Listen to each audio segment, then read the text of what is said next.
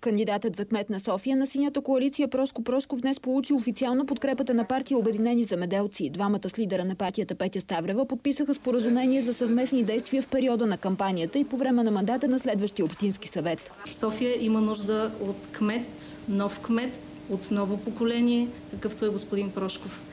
Ние от политическа партия Обединени земеделци категорично го подкрепяме и вярваме, че той ще бъде новия кмет на София. Ставрева каза още, че не е време за експерименти и призова столичани да гласуват за различно и компетентно управление. Прошков заяви, че ако спечели кметското място, ще разчита на земеделците. За мен тази подкрепа наистина е задължаваща. Тя е проява на политически разум, защото освен управлението на града, освен битовите проблеми, затлачени от 20 години, които все не решаваме и непрекъснато повтаряме, необходимостта от промяна в София сега е повече от очевидна. Според Прошков, сега столицата се управлява непрозрачно.